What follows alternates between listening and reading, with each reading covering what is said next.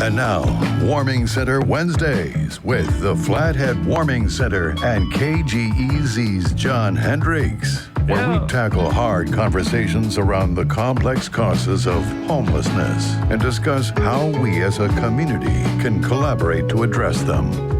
Well, good afternoon, and we're going to talk some serious Warming Center today. We have the Executive Director, Tanya Horn, with us.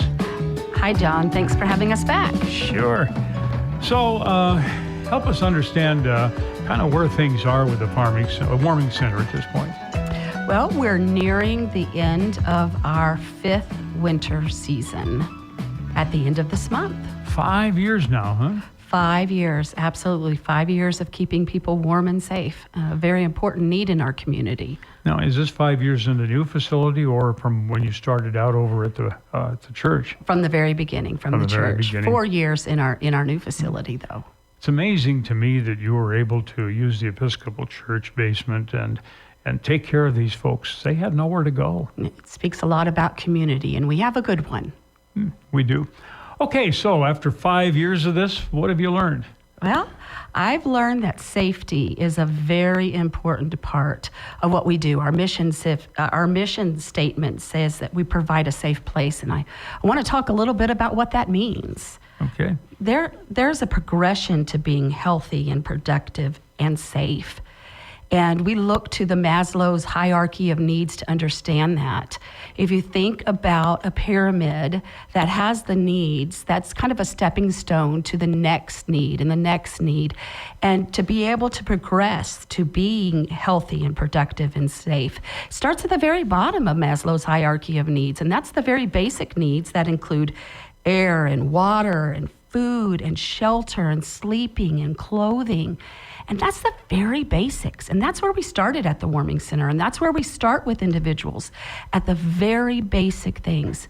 And you can't have safety, which is the next one, until you provide for those very basic needs for folks. So if we're wanting people to progress out of homelessness, we've got to start there with shelter. While I understand that, the concept of safety, it cannot be safe living out on the street. It just can't be. No, it's not safe. There's too many things out there that can happen to you. It's not safe. And part of that safety rung of the ladder, if you want to put it that way, is employment. And you can't get that without having that shelter. You really can't. People say, they should just get a job. Well, it starts with shelter. In the tangible things of having an address to be able to get mail, to be able to get your ID, to be able to get a job. On a job application, what's one of the first things you fill out? Your address. Of course. So shelter is so very important, and we're happy to offer our address for folks to help them on one of those first steps to getting out of homelessness. You can't, we're also told just pull yourself up by your bootstraps. Yeah. You can't do that if you don't have bootstraps. Yeah. And that all starts with shelter. I just don't think most of us really understand how vulnerable you are when you have no home. Very vulnerable. And you kind of sense that a little bit the first 30 minutes of shelter. Within the first 30 minutes of shelter, it can feel, our volunteers can tell you about this very well, but it can feel pretty intense and maybe a little chaotic. But within that first 30 minutes, when a person starts to realize, I have a bed for tonight, I'm going to be safe, I'm going to be warm. When they start to realize that there's a food there for me, then there's a calm that fills the air. And there's such beauty in that. And it all starts with shelter. I think that people walk by and they see somebody, a homeless person, sitting on a park bench or sitting on a bench on Main Street, and you think, they don't have a care in the world. They're not working. They don't have to work. They don't have a care in the world. But, what we consider a care in the world is a whole lot different than what they do. Very true. And what you actually may be seeing is someone suffering in public. That's what it is when you are homeless. There's a lot of suffering involved in a homeless lifestyle. And a lot of times it's people suffering in public. That's what we're seeing. That's not what we identify it as. but that is very much what we're seeing. My gosh, when you've got no place to live and you're living on the street, you don't even have a place to go to the bathroom. You don't. And then what do we expect? How can we expect them to move up that Maslow's hierarchy of needs to getting to maybe where we're blessed to be until we've had the very basic of shelter? And I think it's very important for our community to understand that having shelter for folks benefits our entire community.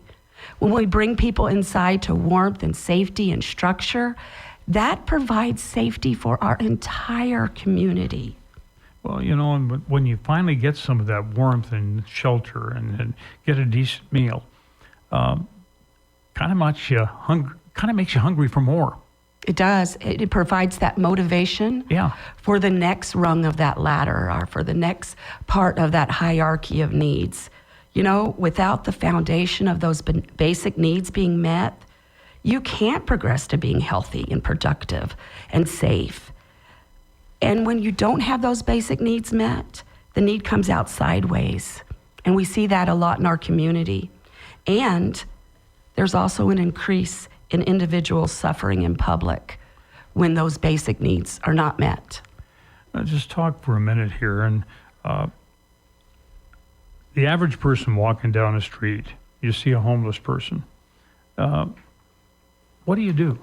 How should you react to that person? Oh, we talked about that just on the last episode. And you did just exactly what you should do. Is treat them like any human being. You said hello. Yeah. You said hello. And that's so very important. Eye contact is important. Helping people to understand that they're a part of our community and we do wish the best for them, and treating people like humans.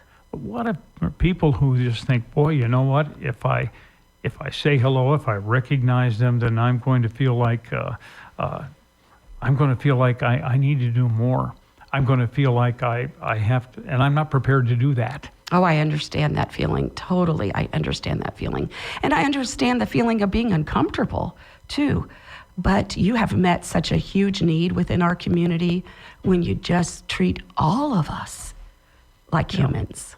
Yeah, I'm just was out this morning walking down to the post office and back, and you see a lot of people walking down the street with a scowl on their face. And then I smile, and sometimes just say hi, and how it brightens up. And these aren't homeless people; these are just people who are among us. They're just, their mind is somewhere else. They're thinking of somewhere else. They've got something going on in their mind, in their life that's kind of bothering them, maybe bumming them out. We need to all share the joy. That's absolutely, we all need that in our community to share the joy. And I will tell you one situation of a person coming out from the shower at the warming center. The person said, I am so grateful to be alive and for a new day. True story. Wow. We could all use that. Well, we've got a lot of things in our community that we really don't understand, and homelessness is one of those. Misinformation's out there. I hate it. We've tried to work to correct it as much as we can. Let's see if we can correct some more with Tanya Horn right after this. Do you have a chronic disease or condition? Many chronic diseases require special treatments with intravenous therapy. Crohn's, multiple sclerosis, rheumatoid arthritis, lupus, and ongoing infections, for instance. If you or someone you know needs IV treatments, you have a choice. Experience Big Sky IV Care, a local independent pharmacy and nursing clinic that administers these infusions in comfortable private suites or in your own home. Conveniently located between Kalispell and Whitefish. You'll need a referral first from your doctor, but feel free to contact Big Sky IV Care directly, 752-0440, or visit BigSkyIVCare.com. Spring is here, which means boat season is right around the corner. Now is the time to schedule your spring service, marine upgrades, and summerizations. Whitefish Marine takes pride in having one of the top service departments in the industry. Let our family show your family how fun and easy boating can be. Call 406-862-8594 to get on the books to ensure your unit is ready when you want it. Whitefish Marine, at the intersection of Highway 93 and Highway 40, where we make boating fun and easy. And now, back to Warming Center Wednesdays with the Flathead Warming Center and KGEZ's John Hendricks. Misinformation, lack of information. What's the difference? Well, we want to talk about safety. All right. And we want to talk about the obvious, there are obvious dangers to cold temperatures and bad weather. Yeah. But there's also other concerning dangers to the homeless population and the people who struggle with homelessness.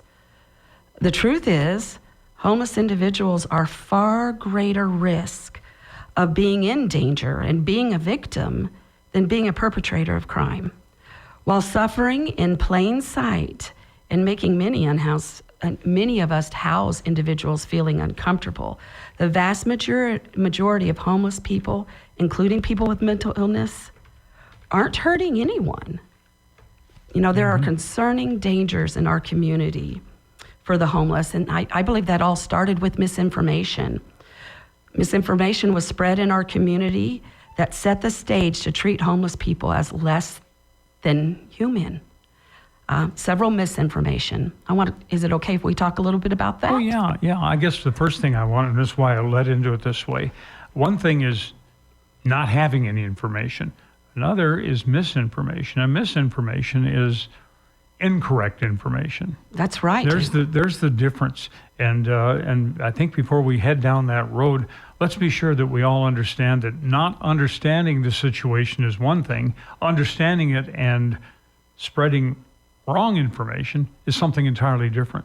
It's very dangerous and very unfortunate. And it's, as we pointed out before, living on the streets in and of itself is dangerous. My gosh, you can be sitting in an alleyway and get run over by a garbage truck. That's right. So it's very important to have correct information.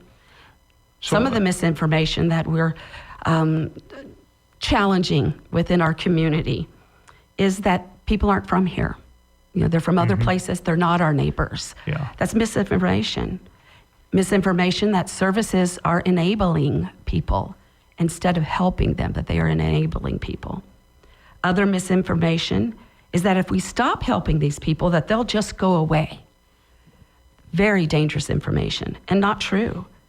And misinformation that the homeless community as a whole, because of the misinformation, it's been dehumanized. Our community, our homeless community has been dehumanized.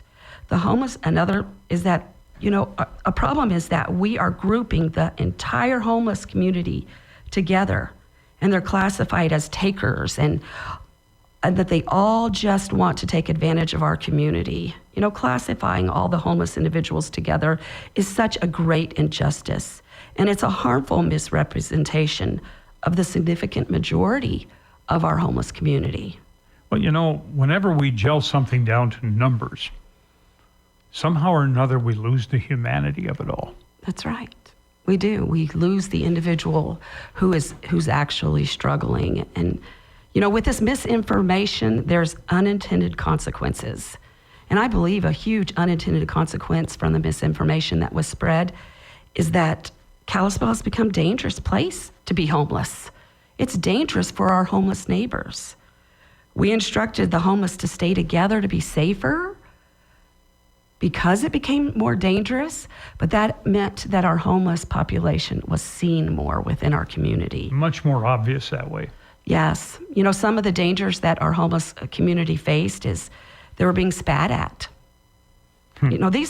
These type of things that I'm going to share with you do not represent Kalispell or the Flathead. No. Doesn't represent who we are. Some of our homeless were splashed at by a driving car driving by. Eggs thrown at outside of the mall, just sitting there.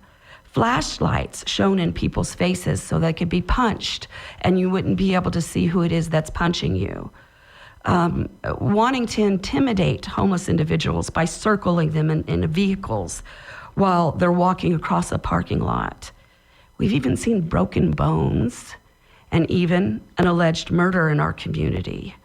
And even today, we have reports of individuals just being sucker punched, just randomly. I have no response to that.